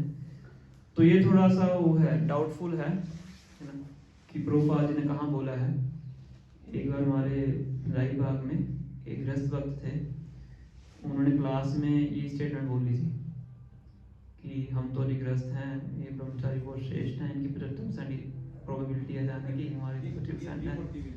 तो लेक्चर के अंदर ही फिर एक भक्त ने उनको लेक्चर में ही चैलेंज किया था, आप दिखाओ कहाँ लिखा है। वो दिखा नहीं पाए थे मैं भी उन्होंने किसी और से सुन के सुना दी, मैं भी लिखा भी हूँ, है ना। हाँ, तो वही मैं कह रहा हूँ कि थोड़ा ये डाउटफुल है, कॉन्ट्रोवर्शियल टाइप। समझाने का इसके पीछे अभिप्राय ये है कि जब हम ब्रह्मचारी आश्रम में होते हैं तो उस स्थिति के अंदर आपकी जो बॉडीली जो क्या कहेंगे इसको, एक्टिविटीज नहीं, कनेक्शंस कम होते हैं, आसक्तियां कम होती हैं, वो आसक्तियां खत्म हो जाती हैं, फिर रहता नहीं कोई आपके साथ। पर इसका मतलब ये नहीं है कि गृहस्थ आश्रम में हम भगवधाम नहीं जा सकते हैं। ये तो नहीं कहा उन्होंने। कठिन थोड़ा होता है क्योंकि उसके अंदर हमारी जो अफेक्शन है वो डिवाइड हो जाती है, काफी जगहों पे डिवाइड हो जाती है। और ब्रह्मचारी आश्रम में थोड़ी फैसिलिटी होती है कि उसमें डाइवर्जन नहीं है, तो स्टेट क्योंकि उसके लिए और भी है नहीं, उस दृष्टि से देखा जाए केवल भगवान ही है, तो उस दृष्टि से आसान है पर असंभव नहीं है। मैं इस बात को समझ गया, उनकी लेक्चर से समझ गया था, आपने बताया वो भी मैं बात समझ गया। समझ गया मतलब उन्होंने ये कहा कि ब्रह्मचारी तो 24 घंटे उसी में लीन रहता है, काम यही करता है। गृहस्थ तो वीक में 2 दिन आ रहा है तो 5 दिन अपनी गृहस्थ को संभाल रहा है, 2 दिन में भी उसने गृहस्थ को टाइम दे रहा है, तो नेचुरल है कि परसेंटेज जो है वो नेचुरल घटेगा उसका। स्वाभाविक है पर असंभव नहीं है। असंभव नहीं है ये तो, इसलिए जो भक्ति है उसके अंदर बहुत पावर है। इतना सब कुछ होते हुए भी जो व्यक्ति है अपना जो प्रेम है भगवान के प्रति विकसित कर सकता है। इसलिए जीवन के अंत समय में प्रभुपाद कहते थे वानप्रस्थ और संन्यास लेना आवश्यक है। कई लेक्चर में प्रभुपाद जी ब्रह्मचारी आश्रम को बहुत ग्लोरीफाई करते हैं। प्रभुपाद जी कहते हैं the best process is to remain a brahmachari, सबसे सर्वोत्तम क्या है कि ब्रह्मचारी रहा जाए। And if you cannot then you can enter grihastha ashram, अगर नहीं रह सकते हैं तो शादी करके गृहस्थ आश्रम में प्रवेश करना। प्रभुपाद इस चीज़ को बोलते हैं, और इसका मतलब ये नहीं है कि उसमें ये चीज़ नहीं होती है। और गृहस्थ में अगर हम जाते हैं तो ये अनिवार्य है कि समय आने पे वानप्रस्थ और संन्यास लें। अगर वो नहीं लेते हैं फिर डेंजरस है, फिर डेंजरस है। तो समय आने में वानप्रस्थ लेना चाहिए और समय आने पे संन्यास भी लेना चाहिए। वानप्रस्थ मतलब 50, 51 मतलब 51 का मतलब क्या है, वन में जाने का समय आ गया। 51 में फिर भूल जाए 52 तो ये ऐसे बताते हैं। तो पॉइंट ये है वानप्रस्थ का मतलब होता है कि गृहस्थ आश्रम में रह के अगर जो उसकी आसक्तियां जमी हैं वो तपस्या करके उससे मुक्त होता है। फिर वानप्रस्थ के बाद वो संन्यास लेके पूर्णतः भगवान की सेवा में मुक्त होता है।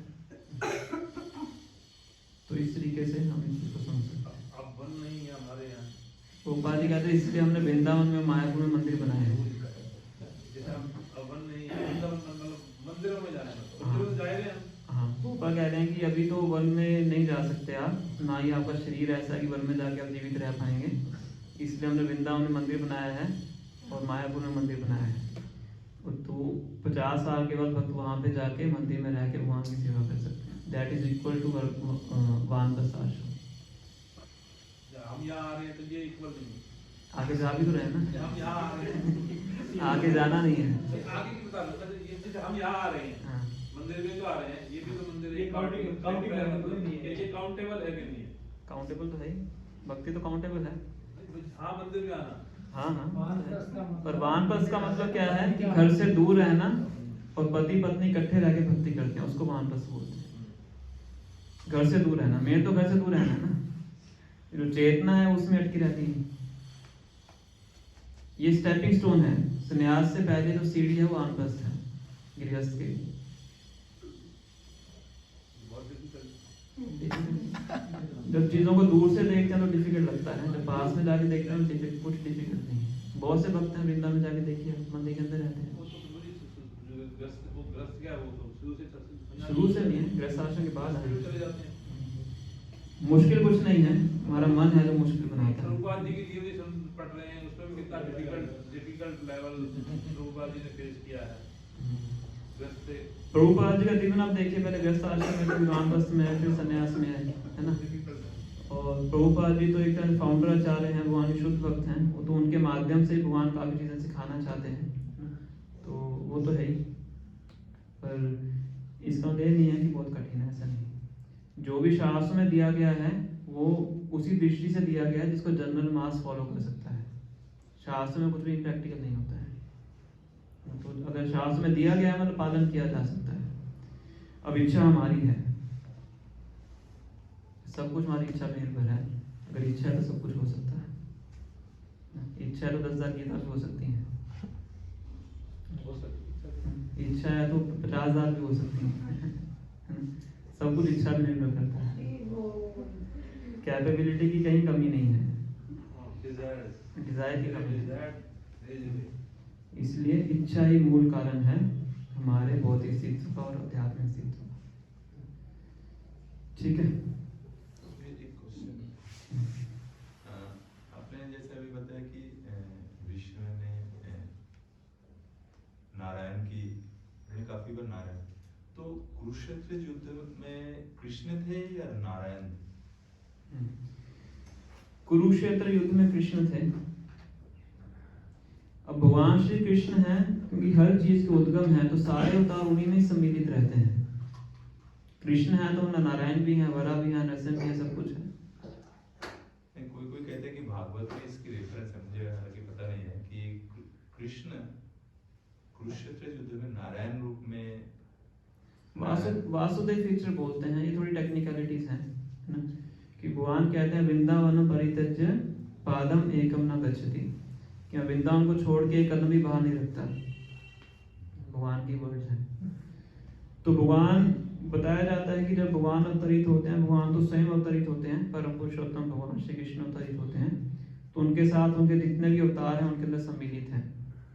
वृंदावन बताया था, जब वृंदावन में असुर भी आते थे उनको वृंदावन कृष्ण नहीं मारते थे, उनको वासुदेव कृष्ण मारते थे। वासुदेव कृष्ण हैं जो ये कार्य करते हैं। और जब वहाँ वृंदावन छोड़ के बाहर जाते हैं, मथुरा में जाते हैं, तो वृंदावन कृष्ण वृंदावन में रह जाते हैं भाव रूप में, और बाहर जो जाते हैं वासुदेव कृष्ण जाते हैं। संकर्षण, अनिरुद्ध, वसुदेव, प्रद्युम्न, चतुर ये जो आता है ना, और बलराम जी मतलब संकर्षण। तो ये थोड़ी टेक्निकल चीज़ें हैं, फिर इनको समझने में जाएंगे फिर और बहुत चीज़ें पहले बतानी पड़ेंगी, और मुझे भी उसको पहले पढ़ना पड़ेगा पढ़ाने से पहले। तो बस इतना समझ लीजिए कि जो वृंदावन कृष्ण हैं वो वृंदावन में रहते हैं, और उनके बाहर जो जाते हैं वासुदेव कृष्ण हैं। तो दूसरा चीज है, जैसे आपने बताया कि जीवात्मा है वो आध्यात्मिक वो है। हरि बोल, हरि बोल, हरे कृष्ण।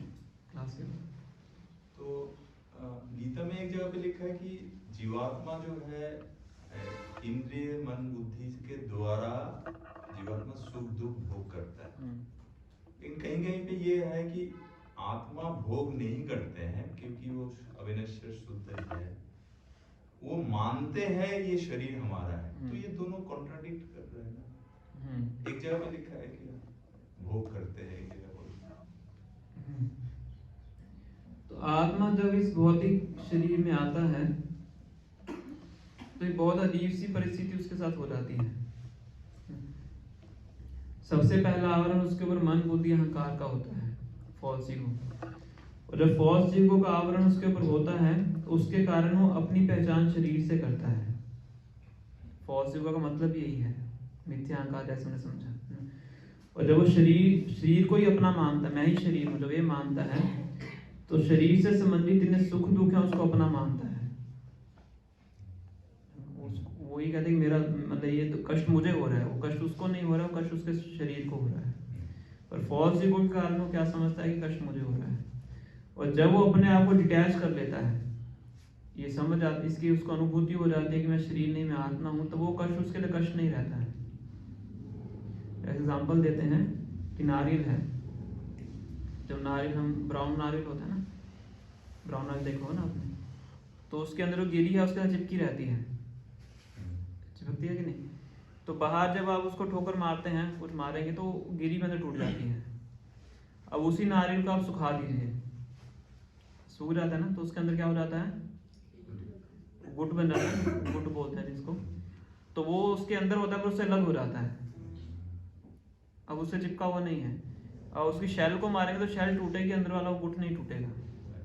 इसी प्रकार से अगर आत्मा, पहले केस में आत्मा अपने आप को शरीर मान रही है तो बाहर की शैल को कष्ट पहुंचता है, तो उसको भी कष्ट पहुंचता है। और दूसरे केस में आत्मा शरीर से अलग हो चुकी है, गुट के समान, अब शैल को कुछ भी होता रहे, आत्मा को कुछ नहीं होता है, क्योंकि वो समझ चुका है कि मैं शरीर नहीं, मैं आत्मा हूँ।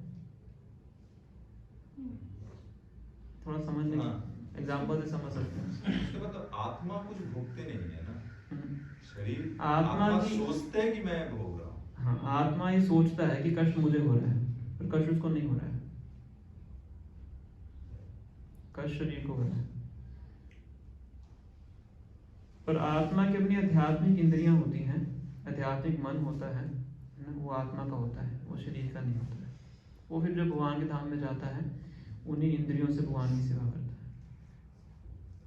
फिर उस दूसरे तरफ से ये आता है कि फिर आत्मा की अधोगति या जो डिफरेंट जोनी में अधोगति हो जाता है, वो क्यों होता है? फिर आत्मा अगर नहीं होगा तो उसको, अगर वो शाश्वत है, आत्मा की इच्छा है ना। अच्छा, इच्छा तो आत्मा की है। इच्छा ना मन की है, ना बुद्धि की है, ना अहंकार की है, ना अग्नि की है, ना जल की है, ना वायु की है, ना आकाश की है। ये 8 तत्व ही तो है। इच्छा किसकी है? आत्मा की। जब इच्छा को बदल लेगा काम चला जाएगा।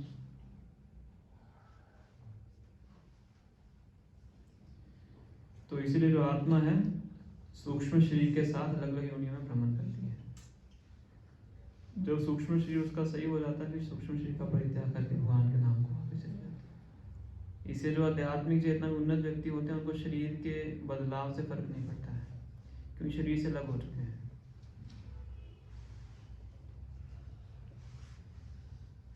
प्रभु जी, जैसे आपने कहा कि अगर किसी घर में कोई बच्चा है, पुत्र है, वो भक्ति कर रहा है, तो 4 लोगों का उद्धार उससे हो सकता है, माता पिता, दीक्षा गुरु और शिक्षा गुरु। तो what about the other family members? ये तो उदाहरण पे लिखा हुआ है। मतलब ये भी सुना है कि हस्बैंड अगर भक्ति करता है तो ऑटोमेटिकली वाइफ को उसका मिलता है। तो ये तो मतलब उसके उदाहरण के लिए दिया हुआ है, माता पिता की दीक्षा गुरु। तो बाकियों का भी होता है ना? बाकियों का भी होता है, हस्बैंड वाइफ, बेटा भाई, सबका हो जाता है। प्रभु जी, एक जैसे कि हमारे जो कर्म है उनका फल बच्चों को, और बच्चों के कर्मों का फल क्या हमें भोगना पड़ता है? ऐसा कोई पड़ा तो नहीं है, सबके अपने अपने कर्म है ना। हस्बैंड और वाइफ का कनेक्शन होता है, इसलिए उसको अर्धांगिनी बोला जाता है। हस्बैंड के कार्यों का आधा फल पत्नी को जाता है, अच्छे कार्यों का। और अर्धांग इसलिए बोलते हैं, हाफ बॉडी। पर बच्चों के साथ ऐसा कुछ नहीं बताया गया है, वाइफ का कनेक्शन, माता का कनेक्शन, ऐसा वो नहीं। हस्बैंड वाइफ का कनेक्शन होता है। और बुरे कार्यों में प्रभु जी, जहाँ तक मुझे याद है बुरों का नहीं होता है। ये तो डिफरेंशिएट होगा। जिम्मेवारी है। और सेम वाइफ या जो बच्चेदारी है उसका दंड मिलेगा। वो मुझे भी कंफर्म नहीं है, जो कंफर्म है मैंने वो बताया है। इसीलिए बताया जाता है कि वाइफ का एकमात्र कर्तव्य है कि बस अपने पति की सेवा करे। इतना करने से उसका उद्धार हो जाएगा। अगर पति भक्त है तो बस अपने पति की सेवा करे, इतना करने से धाम को वापस आ सकती है। तो हमारे वाली 3 लाख नहीं आती। पति भी फिर उसी योग्य होना चाहिए ना। तो उस तरीके से अगर पति भक्ति करता है तो पत्नी केवल उसको असिस्ट करती है, तो पति की भक्ति का फल ऑटोमेटिक उसके पास जाता है। इसका 3rd कैंटो में उदाहरण आता है कर्दम मुनि और देवहूति। तो कर्दम मुनि बताया था कि इतने उन्नत वैष्णव थे कि वो भगवान से प्रार्थना करके पत्नी की मांग करते हैं, भक्ति करके, कि ब्रह्मा जी ने उनको आदेश दिया था कि प्रजा को आगे बढ़ाओ, पिताजी का आदेश है। तो वो प्रजा को आगे बढ़ाने से पहले तपस्या करते हैं। तपस्या करके भगवान विष्णु इतने प्रसन्न हो जाते हैं कि भगवान की आंखों से आंसू आता है और उस आंसू से सरोवर बनता है बिंदु सरोवर के नाम से। और भगवान उनकी इच्छा होती है कि मुझे अच्छी पत्नी प्राप्त हो, ताकि अच्छी पत्नी प्राप्त होगी तो अच्छी संतान प्राप्त हो सकती है, तभी मैं अपने पिताजी के आदेश का पालन कर सकता हूँ।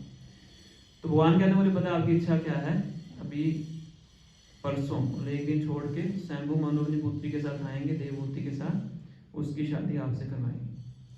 तो ये बोल के चले जाते हैं। देवहूति की शादी कर्दम मुनि से होती है। और देवहूति एक राजा की पुत्री होती हैं। और फिर भी बताया जाता है कि जैसी शादी होती है कर्दम मुनि तो अपना समाधि में चले जाते हैं, फिर तपस्या में लग जाते हैं, और देवहूति बस उनकी सेवा करती है। और इस प्रकार से सेवा करती है कि उसका पूरा कहते हैं कि हालत ही खराब हो जाती है, सारी सुंदरता चली जाती है, शरीर पूरा क्षीण हो जाता है, सब कुछ खत्म हो जाता है। उसका बस एकमात्र फोकस क्या होता है, उनकी सेवा करना। और ऐसा करने से ही उनको भगवान उनके पुत्र बन के पैदा होते हैं। जो कपिल देव हैं, भगवान कपिल हैं, वो देवहूति के पुत्र हैं। और जब कर्दम मुनि अपनी समाधि से बाहर आते हैं तो देखते हैं कि इनकी ऐसी हालत हो चुकी है, उनसे इतना प्रसन्न हो जाते हैं, उनको कहते हैं कि बिंदु सरोवर में स्नान करके आओ।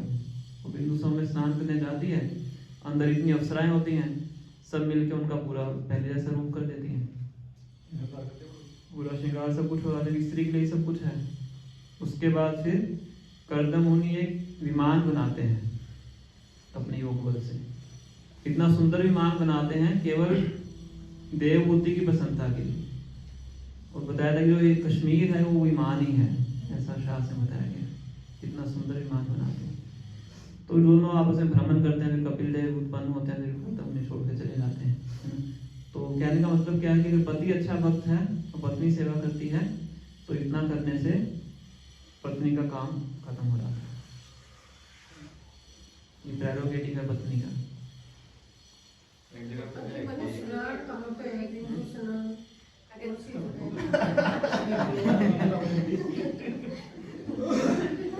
वहाँ भी कैंप करेंगे हम, आपको याद करेंगे उस कैंप में। आप नहीं सच में है अभी भी है। मैं कभी गया नहीं, पर तुम्हारे कैंप जाते हैं वहाँ, बिंदु सरोवर जगह है, कभी बताना जी, हमें भी लेके जाना। स्नान कराएंगे।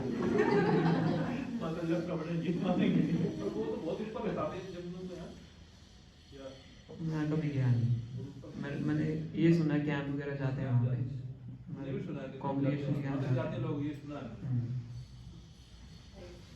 आप कुछ पूछे? हाँ ये पूछ रही थी, अगर पति भक्ति नहीं करता तो थोड़ी कष्टदायक स्थिति है, उसके लिए देखना पड़ेगा। पत्नी सुन हाँ गुजरात में एक ही नाम से काफी वो है, वो देखना पड़ेगा। मैं क्या बताने वाला था, पत्नी पति सेवा नहीं करता। हाँ, पत्नी सेवा करती है तो उसका प्रभाव पति को तो पड़ता ही है। जैसे उसका तुलसी महारानी का वर्णन आता है कि तुलसी वृंदा देवी थी, वो अच्छे से भगवान की भक्ति करती थी। तो उनके पति थे, वो असुर थे, जलंधर नाम था उनका।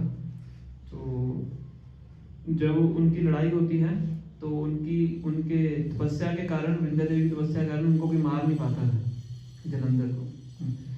फिर भगवान स्वयं जलंधर का रूप धारण करके आते हैं उनका पतिव्रत धर्म तोड़ने के लिए, फिर जाके उसकी मृत्यु होती है। तभी तुलसी महाराज श्राप देते हैं कि आपका हृदय पत्थर ऐसा पत्थर बन जाए। जब भगवान शालिग्राम बन के पैदा होते हैं, फिर उनको श्राप मिला था कि तुम पौधा बन जाओ, तुम्हारी मति बिल्कुल जड़ है, तो फिर इसलिए तुलसी महारानी बन के पैदा होती हैं। तो पत्नी की भक्ति का पति को फल मिलता। तो जो मुझे रेफरेंस के साथ याद है, जो मैंने आपको बताया कि पति का आधा पत्नी को जाता है, ये तो कंफर्म है। अगर पत्नी पतिव्रता है, पत्नी का भी ड्यूटी है कि उसको पतिव्रता होना चाहिए, और पति की ड्यूटी है उसको अच्छा आचरण और भगवान का भक्त होना चाहिए। अगर ये कॉम्बिनेशन है तो दोनों आध्यात्मिक जगत में जा सकते हैं। पहले हस्बैंड वाइफ की डेफिनेशन होना है। नॉर्मली हम दूसरे की रिस्पॉन्सिबिलिटी पे देखते हैं, अपनी पे नहीं देखते हैं। तो हमारी भी जिम्मेवारी है, उनकी भी जिम्मेवारी है।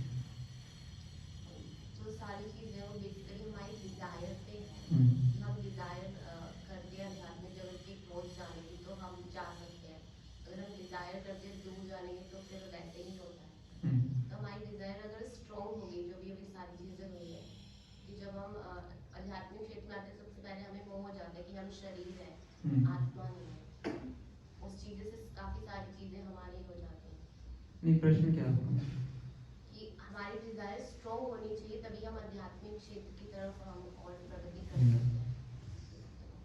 तो इच्छा हमारी स्ट्रॉन्ग होनी चाहिए, और इच्छा हमारी तब मजबूत होती है जब भक्तों के संग में रह के भक्ति करने का प्रयास करते हैं, तभी हमारी इच्छा स्ट्रॉन्ग होती है। अदरवाइज तो भौतिक जगह तो इतना लुभावना है, वो हमारी इच्छा को कभी भी चेंज कर सकता है। माया का काम ही यही है। माया ऐसे नहीं कि आपको जबरदस्ती पकड़ के गलत कार्य करवाती है, ऐसा कभी नहीं करती है माया बस आपको प्रलोभन देती है, एल्योरमेंट्स देती है, आपको ऑप्शंस देती है। व्यक्ति काम खुद करता है, जो भी कार्य करना है। माया जब उसको ऑप्शंस देती है, व्यक्ति उस ऑप्शन को चूज करता है, तब गलत स्थिति में फंसता है। और ऑप्शन चूज तब करता है गलत जब उसके अंदर अच्छी डिजायर नहीं होती है, और उसकी इच्छा शक्ति मजबूत है, उसकी डिजायर स्ट्रॉन्ग है, तो फिर हमेशा अच्छी चॉइस करता है। तो माया और कृष्ण तो हमेशा साथ में ही है। तो आपको चॉइस करनी है, मुझे कृष्ण चाहिए, माया चाहिए। तो जो हम इच्छा करेंगे वो आपको प्राप्त होगा। इसलिए भगवान अर्जुन को कहते हैं यथा इच्छसी तथा कुरु, जो इच्छा है वो करो। मैंने जो बताना था बता दिया, सारे प्रोज कॉन्स बता दिए, अब जो इच्छा है वो करो। इच्छा के साथ मैं हस्तक्षेप नहीं करूँगा। क्या कह रहे हैं? इसमें एक अच्छा एग्जांपल है कि दो जना जा रहे थे, तो एक जना पेड़ को पकड़ लिया है, तो दूसरे को बता रहा है कि अरे मुझे पेड़ से छुड़वाओ। तो बोल रहे तुम खुद पकड़ रखे हो। नहीं ये पकड़ रखा है। अरे तुम मुझे ऐसे बेवकूफ बना रहे हो। तो माया भी ऐसे ही, हम माया को पकड़ रखे हैं। वो सही एग्जांपल दिया मुझे। आप माया छोड़ोगे तब माया छोड़ेगा, हम खुद पकड़ रखे हैं।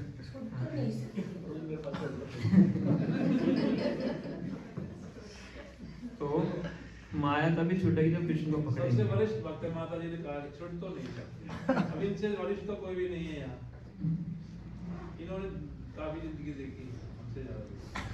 तो जब कृष्ण को पकड़ेंगे तो माया को छोड़ना ही पड़ेगा, है ना? तो छूट ही जाएगी। इसलिए भक्त माया पे ज्यादा फोकस नहीं करते हैं, वो कृष्ण पे ज्यादा फोकस करते हैं, है ना? तो भगवान को अपने जीवन में ऐड करते जाइए, जो माया है अपने आप बाहर हो जाएगी। 24 घंटे हमारे पास सेवा होनी चाहिए। आप एक बताओ ना, कृष्ण जी को पकड़ेंगे, पकड़ के बैठेंगे, तो बिना माया तो वहां भी नहीं बैठा जाएगा, कौन बैठाएगा उन्हें? आप पैसे को माया समझे है ना? हाँ, पैसे का मतलब माया नहीं है। तो कौन सी माया है?